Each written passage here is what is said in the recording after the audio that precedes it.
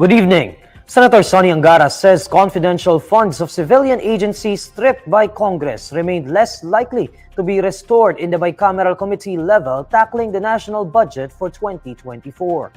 As chairman of the Senate Committee on Finance, Angara downplays claims that the secret allocation of some government agencies may still be restored by the bicameral conference committee. Asked whether there are talks on restoration of some confidential allocation, Angara says they are only studying to restore a portion of the Department of Information and Communications Technology's confidential funds. I don't think so. Ang napag-uusapan lang, I think, is DICT. Kasi DICT parang to fight cyber for increased cyber security dahil alam natin minsan yung gera hindi na sa battlefield, di ba? Hindi na barilan, kundi someone can disable your cyber networks pag nawala yung information, di ba? Tayo as consumers, nagka-transact tayo online. Pag nawala yun, pilay tayo. Our economy will come to a halt. Selected lawmakers from both chambers of the Congress convened on Thursday to reconcile the differences between conflicting provisions of House Bill number 8980, which contains the 2024 national budget. In a separate ambush interview, Senator J.V. Ejercito says the confidential funds earlier removed by Congress will no longer be restored. I don't think it will be. Nagtapos na kami sa Senado, tapos na House. So I don't see any reason or justification para ibalik pa yan. The Philippines and Vietnam urged countries to comply with maritime rules based on the United Nations Convention on the Law of the Sea in the South China Sea. The appeal was made in Hanoi on November 22 during a defense strategic dialogue between Department of National Defense Senior Undersecretary Irineo Espino and Vietnam's Deputy Minister of National Defense Lieutenant General Huang Xuan Chien.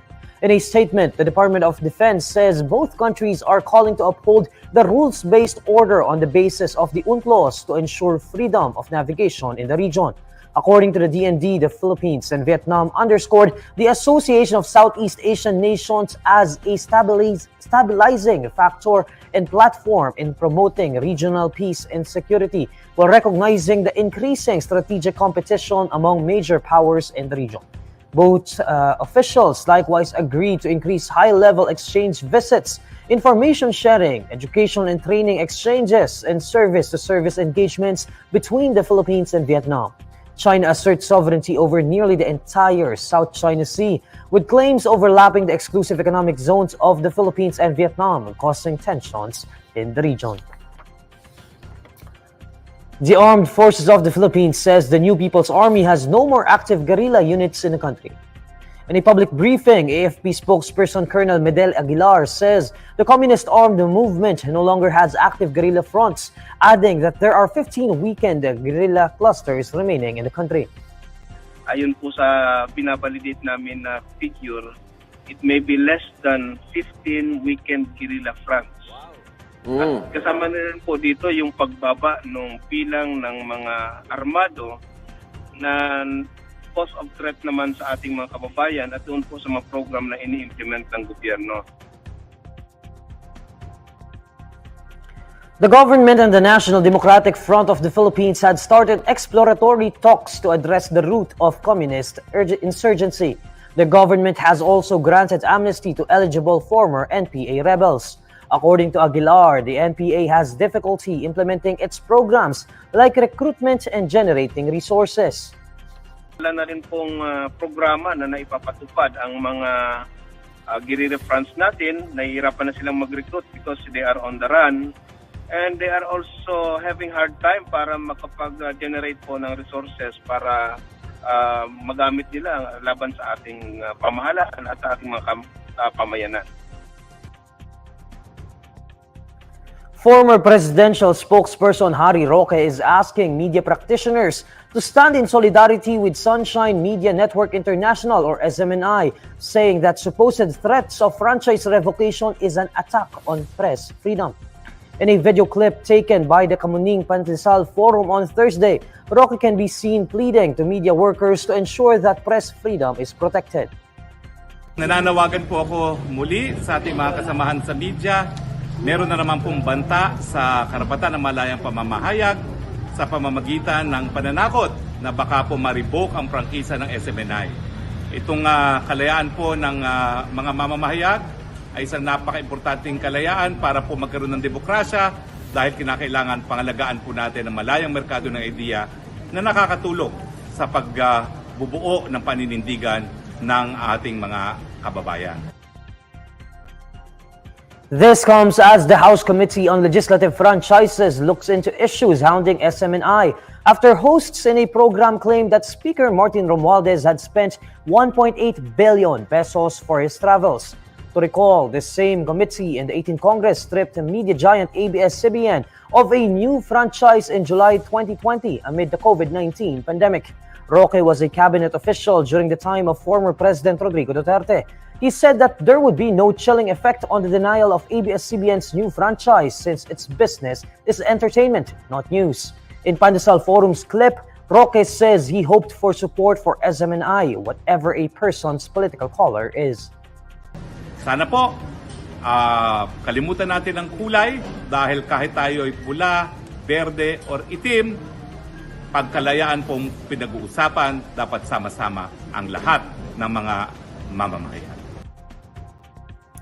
The University of the Philippines dominated Salle in the title opener of the UAAP Season 86 Men's Basketball Finals. The Fighting Maroons earned their Game 1 victory after defeating the Green Archers 97-67 on Wednesday evening. Harold Alarcon showed the way with 21 points, while rookie Francis Lopez made an impressive finals debut with 15 points and 11 rebounds to lead the most lopsided Game 1 in the Final Four era.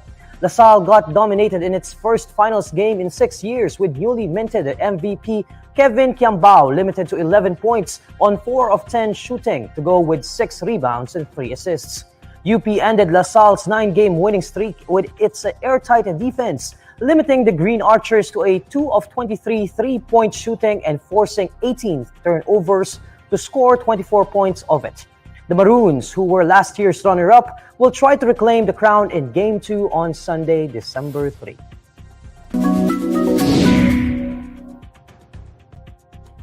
Alamin naman natin ang mainit na balita sa mundo ng showbiz. Narito ang report ni Pauline Del Rosario ng Banda. Proud na proud si Aubrey Miles sa latest development ng health condition ni Roque, ang anak nila ni Troy Montero na na-diagnose ng Autism Spectrum Disorder o ASD. Sinabi ni Audrey na sumailalim sa ilang gamutan at therapy si Roque. Ilan na riyan ang stem cell therapy, hyperbaric oxygen therapy at speech and occupational therapy. Ayon sa aktres, himala ang naging epekto nito sa kanyang anak. Nag-share pa nga siya ng ilan sa mga malaking pagbabago nito. Isa na riyan ang pagpo-pose sa camera na hindi talaga ginagawa noon ng bagets. Pati na rin ang magsalita na kung saan ay kinokopya pa ni Roque ang bawat salita nila. Kung maaalala, last year lamang nang kumpirmahin ng mag-asawang Aubrey at Troy na may ASD ang 4 years old nilang anak. Ayon pa sa couple, kahit hindi madali ang pinagdaanan ng kanilang pamilya dahil sa kondisyon ni Roque, marami naman silang natututunan. Aside from Roque, may 2 pang anak ang mag-asawa na sina Hunter at John Maury. Ito po si Pauline Del Rosario at yan ang Bandera Chika natin for today. Here's the latest roundup of today's top stories. President Bongbong Marcos skipped COP28 to meet to work on Filipino hostages release in Red Sea.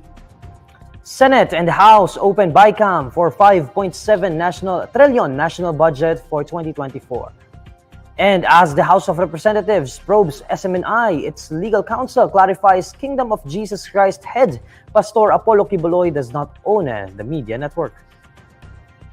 And these are the stories you need to know today. I'm Neil Mercado. Follow INQUIRER.net on Facebook, X, YouTube, TikTok, Instagram, and Red. For more stories, visit INQUIRER.net. Good evening.